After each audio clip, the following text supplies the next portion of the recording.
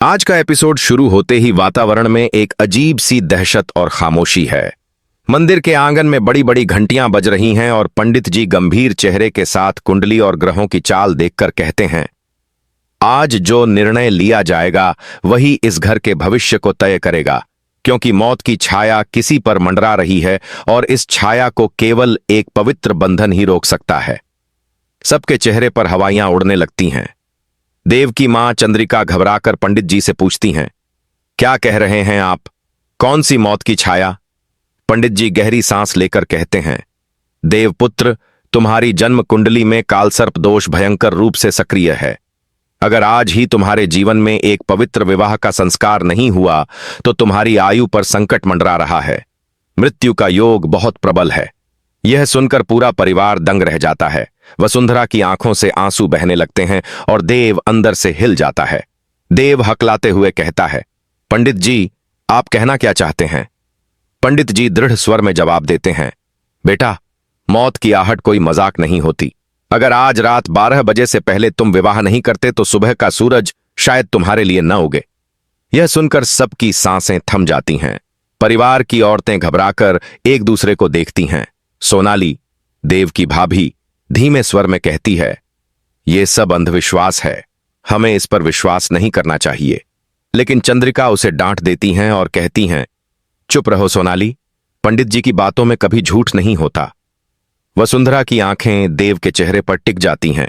वह कांपती हुई आवाज में कहती है, देव, अगर सचमुच तुम्हारी जान पर खतरा है तो मैं तैयार हूं तुम्हारे साथ शादी करने के लिए, चाहे समाज कुछ भी कहे, चाहे परिवार क्या सोचे।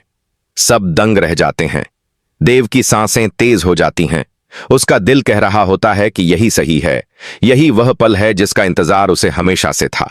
लेकिन तभी सोनाली फिर जहर घोलती है और कहती है, वाह, मौका पाते ही वसुंधरा ने अपनी चाल चल दी। अब इसे देव से शादी करनी है ताकि इस घर की बहू बन सके। वसुंधरा चुप हो जाती है। उसके आंसू उसके गालों पर लुढ़कते हैं।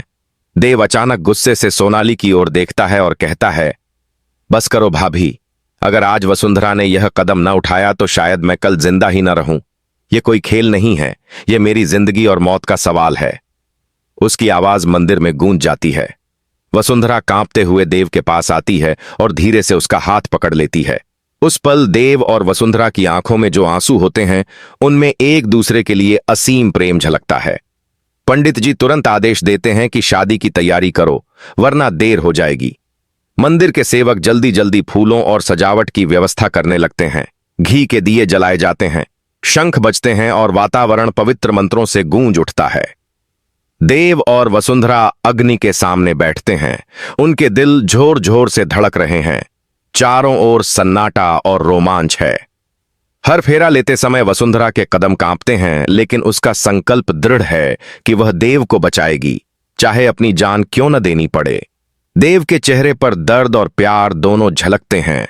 वह हर मंत्र के साथ वसुंधरा की आंखों में देखता है और मन ही मन कहता है, अगर सचमुच मौत मेरा पीछा कर रही है तो भी मुझे अब कोई डर नहीं, क्योंकि तू मेरे साथ है वसु। 7 फेरे पूरे होते ही देव वसुंधरा की मांग में सिंदूर भर देता है और उसके गले में मंगलसूत्र डाल देता है।